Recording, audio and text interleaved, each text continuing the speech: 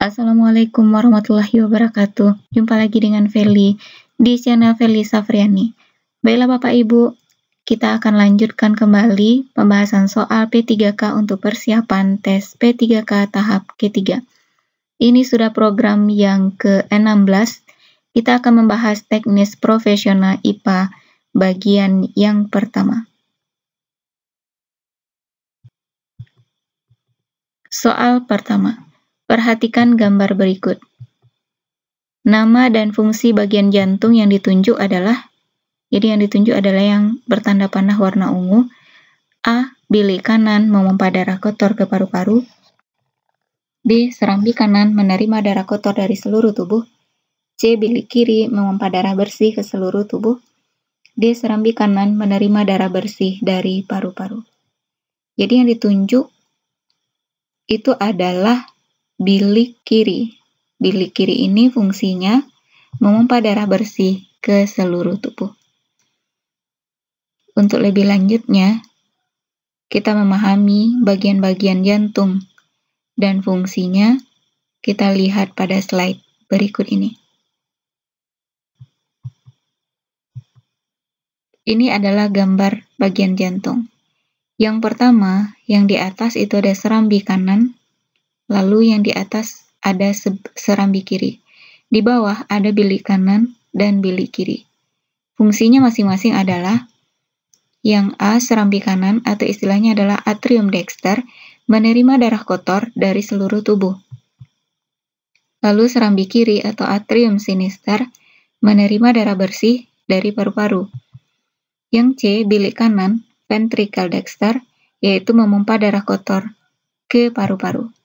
Dan D, bilik kiri atau ventricle sinister, memompa darah bersih ke seluruh tubuh lewat aorta. Jadi ini adalah fungsi dari keempat bagian-bagian jantung. Soal kedua.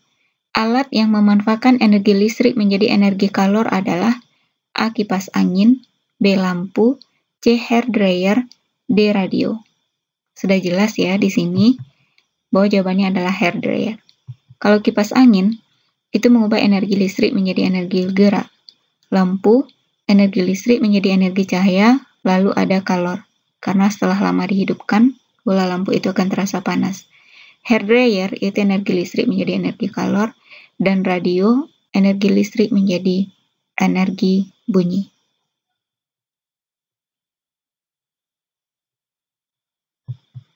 Soal ketiga.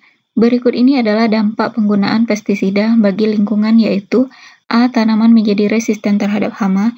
B. Residu racun yang tertinggal dapat menyebabkan penyakit di tubuh manusia. C. Timbulnya hama sekunder yang merugikan petani. D. Dapat menyebabkan kerusakan ekosistem. Jadi semuanya ini itu adalah dampak penggunaan pestisida. Namun kita lihat lagi di soal yang dimintanya itu adalah dampak penggunaan pestisida bagi lingkungan. Maka jawabannya adalah dapat menyebabkan kerusakan ekosistem.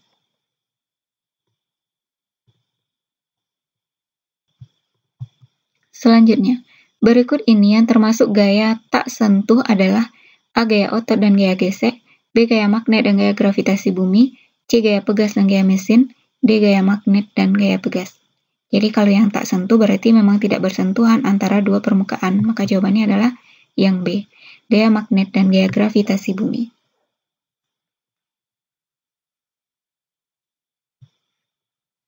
Soal selanjutnya.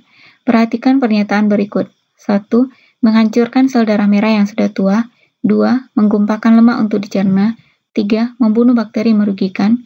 4. Memproduksi zat yang dibutuhkan tubuh. 5. Membantu fungsi enzim lipase.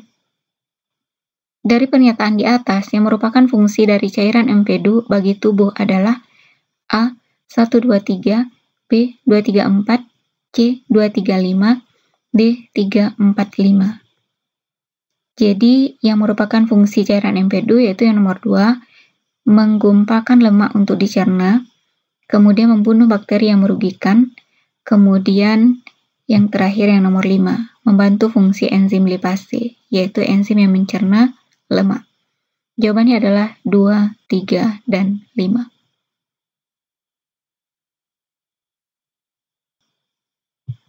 Selanjutnya, cara penanggulangan tikus dengan simbiosis yang ramah lingkungan adalah A. Memasang racun tikus di setiap lubang tikus.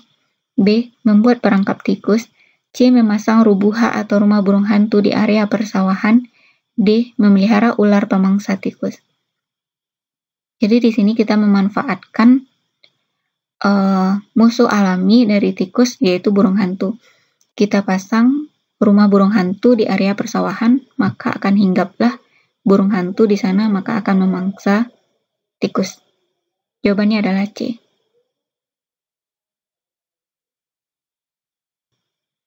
Soal selanjutnya, perhatikan gambar berikut. Itu adalah gambar bola yang dilempar dari posisi A menuju ke B, lalu jatuh ke C. Energi kinetik terbesar dan energi potensial terbesar ada di titik A dan C, B, A dan B, C, B dan C, D, C dan A. Jadi konsepnya adalah energi kinetik terbesar. Energi kinetik itu rumusnya adalah EK sama dengan setengah kali M kali V kuadrat. Kemudian untuk energi potensial, EP sama dengan M kali G kali H. Jadi yang mempengaruhi energi potensial itu adalah ketinggian. Semakin tinggi suatu tempat diletakkan suatu benda, maka energi potensialnya semakin besar. Maka otomatis di sini energi potensial yang terbesar yaitu adalah di posisi B. Sedangkan energi kinetik yaitu kebalikan dari energi potensial. Semakin rendah posisinya, maka di situ energi kinetiknya paling besar. Karena ada konsep energi mekanik. Energi mekanik itu adalah jumlah dari EP ditambah EK, itu akan sama di semua titik. Jadi pada saat energi potensialnya maksimum, maka energi kinetiknya minimum.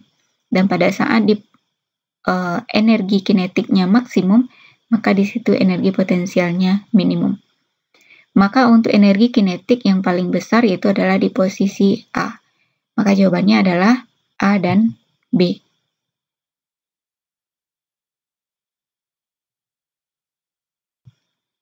Soal selanjutnya, apabila penggaris atau mistal plastik digosok pada rambut yang kering, kemudian didekatkan pada sobekan kertas kecil, maka sobekan kertas kecil tersebut akan tertarik dan menempel pada penggaris. Pernyataan ini termasuk pengaruh gaya, AGC, B pegas, C listrik, D dorong. Jadi ini adalah pengaruh gaya listrik. Listriknya itu adalah listrik statis.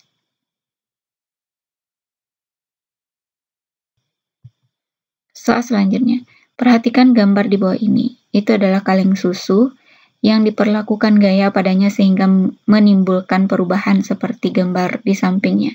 Jadi saat dipukul atau diremukan, kaleng akan penyok. Ini adalah salah satu bukti bahwa gaya dapat A. Merubah kedudukan benda, B. Mengubah massa benda menjadi ringan, C. Mengubah bentuk benda, D. Mengubah kecepatan gerak benda. Jadi sudah pasti jawabannya ini adalah C. Jadi pengaruh gaya terhadap benda itu ada 3, merubah kedudukan, merubah bentuk, dan merubah kecepatan.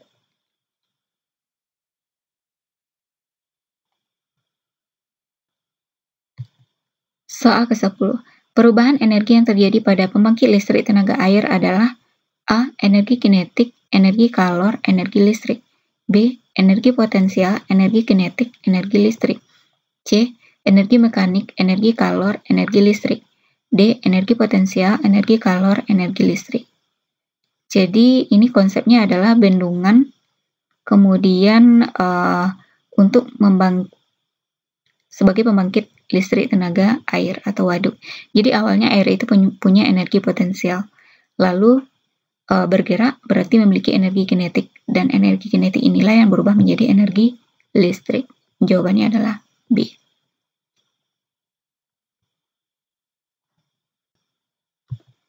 Soal selanjutnya, generator atau dinamo adalah alat yang digunakan untuk mengubah energi A. Energi kinetik menjadi energi mekanik, B. Energi listrik menjadi energi potensial, C. Energi potensial menjadi energi listrik, D. Energi mekanik menjadi energi listrik. Generator itu adalah mengubah energi mekanik menjadi energi listrik.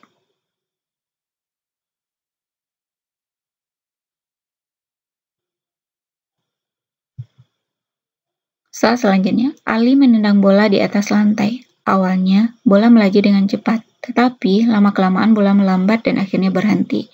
Gaya yang menyebabkan bola berhenti adalah A gaya gesek, B gaya otot, C gaya dorong, D gaya berat. Jadi membuat bola itu berhenti itu adalah gaya gesek. Yang makin lama membuat bola itu semakin melambat dan akhirnya berhenti. Soal selanjutnya. Apabila penggaris atau mistar plastik digosok pada rambut yang kering, kemudian didekatkan pada sobekan kertas kecil, maka sobekan kertas kecil tersebut akan tertarik dan menempel pada penggaris. Pernyataan ini termasuk pengaruh gaya AGC, B pegas, C listrik, D dorong. Jadi ini adalah pengaruh gaya listrik. Listriknya itu adalah listrik statis.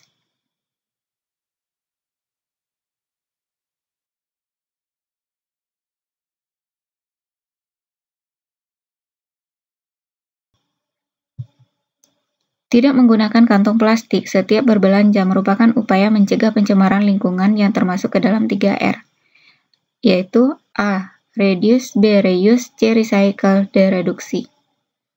Jadi, penanganan limbah yaitu tergabung dalam 3R. Ada reduce, reuse, dan recycle. Reduce itu adalah mengurangi penggunaan produk yang nantinya berpotensi menjadi sampah. Misalnya, setiap kali berbelanja ke pasar atau ke minimarket, kita tidak menggunakan kantong plastik baru, tetapi membawa kantong belanjaan sendiri dari rumah. Karena ini merupakan bentuk partisipasi, yaitu tidak lagi menggunakan kantong plastik untuk berbelanja untuk mengurangi dampak potensi menjadi sampah. Kedua, reuse itu adalah menggunakan kembali. Contoh, botol bekas minuman itu kita jadikan sebagai pot atau diolah menjadi kerajinan lain yang bermanfaat. Ketiga, recycle, yaitu daur ulang. Misalnya, sampah kertas itu diolah kembali menjadi karton. Jadi, yang di pertanyaan ini jawabannya adalah reduce.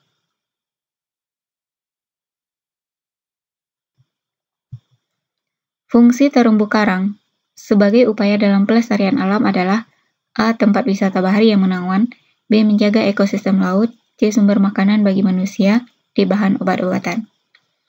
Jadi dilihat di sini, di soal yang dimintanya itu adalah fungsi terumbu karang dalam kaitannya sebagai pelestarian alam, yaitu menjaga ekosistem laut. Terumbu karang itu adalah sekumpulan hewan karang yang bersimbiosis dengan sejenis alga yang disebut zooxanthellae. Manfaat terumbu karang ini sebagai tempat tinggal ikan-ikan, sebagai sumber keanekaragaman hayati, kemudian penahan abrasi pantai oleh gelombang laut. Yang di option di atas juga merupakan fungsi terumbu karang, tempat wisata bahari yang menawan juga, sumber makanan bagi manusia juga, bahan obat-obatan bagi manusia juga.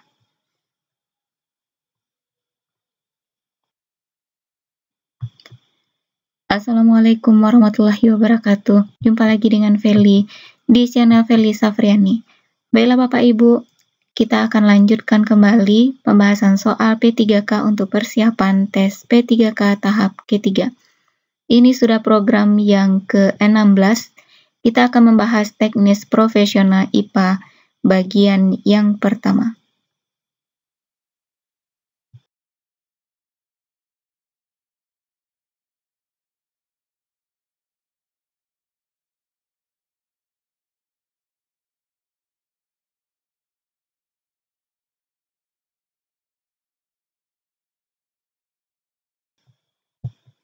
Penyikisan pantai yang diakibatkan oleh tenaga gelombang laut dan arus laut atau pasang surut air laut yang bersifat merusak disebut A. Erosi, B. Abrasi, C. Terasering, D. Reboisasi.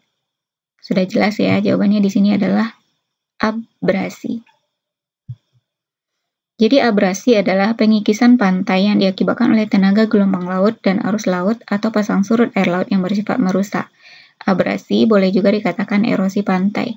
Dampak abrasi yang pertama, terjadi penyusutan lebar pantai sehingga lahan pemukiman penduduk semakin berkurang. 2. Rusaknya hutan bakau di sekitar pantai. Dan yang ketiga, hilangnya tempat berkumpul ikan-ikan.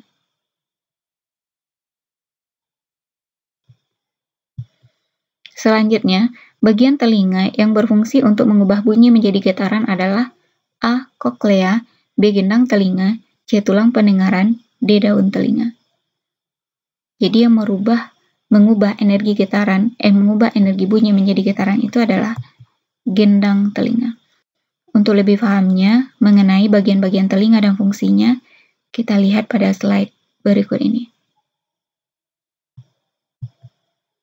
Jadi ini adalah gambar telinga, mulai dari yang paling luar yaitu adalah daun telinga.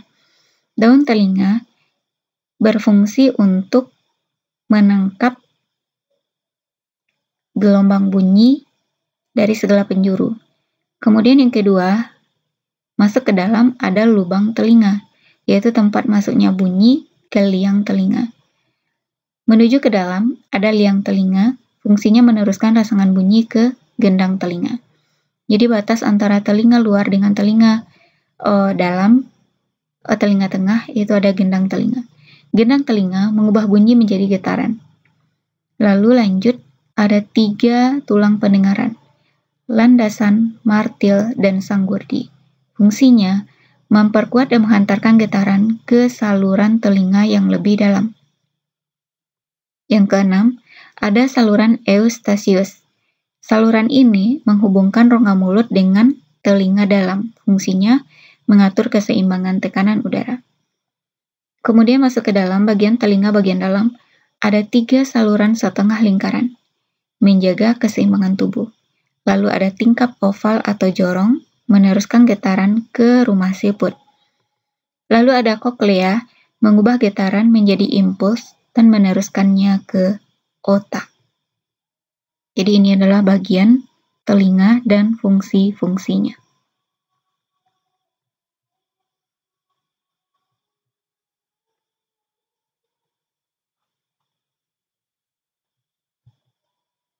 Demikianlah Bapak Ibu pembahasan soal pada video kali ini, semoga bermanfaat dan semoga Bapak Ibu bisa lulus pada tes tahap ketiga. Amin, amin ya robbal alamin.